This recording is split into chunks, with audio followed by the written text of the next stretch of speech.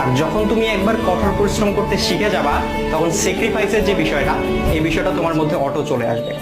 সুতরাং এই যে, আর সবকিছুর সাথে যদি বলো যে এই যে সমালোচনা, এই সমালোচনার পাশাপাশি যে কঠোর পরিশ্রম, স্যাক্রিফাইস আর এগুলোর সাথে যখন মেধার সংমিশ্রণ ঘটবে তখনই তোমার স্বপ্নগুলো পূরণ হবে।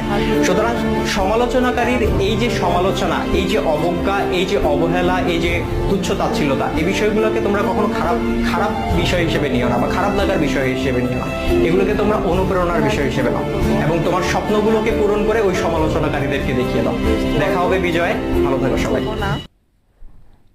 পরিমাণ মতো বিট করে নিলেই হবে। তবে স্পঞ্জ কেকের জন্য আরও হার্ড বিট করতে হবে।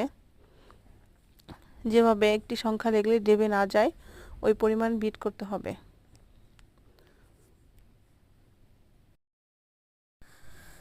আমি আর বিট করব না, এই অবস্থায় আমি শুকনো উপকরণগুলি মিশিয়ে নেব। শুকনো উপকরণগুলো মেশানোর পর আমার ব্যাটারটি ঠিক এমন হয়েছে। আমার যেহেতু ছড়ানো কেক দরকার এবং কেকটি গুঁড়ো করে ফেলবো, তাই আমি একটা বড় ডিশে দিয়েছি যাতে তাড়াতাড়ি হয়ে যায়। এরপর আমি 1 কাপ হুইপ ক্রিম নিয়ে নিলাম। যেহেতু আমার বাটিটা ছড়ানো, তাই আমি 1 কাপ হুইপ ক্রিম নিলাম। হুইপ ক্রিমটি প্রথমে আমি স্লো বিট করব, যেহেতু স্পিডের কারণে দেখা যাচ্ছে না। তারপরে আমি যখন হার্ড হয়ে যায় তখন আমি স্পিডটি বাড়িয়ে দিয়েছিলাম।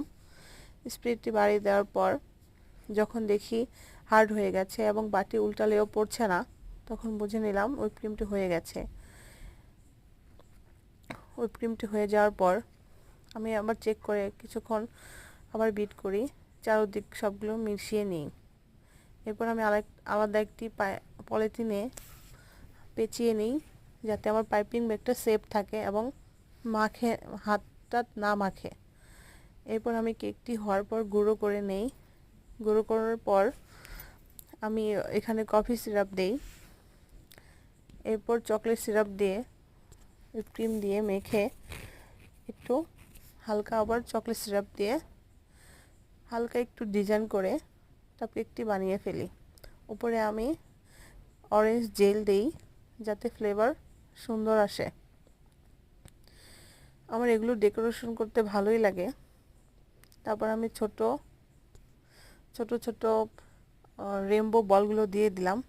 একটা রেডি করে দেখালাম, বাকিগুলো আমি স্কিপ করে দিলাম। অনেকগুলো জারকে একটা একটা করে দেখালাম।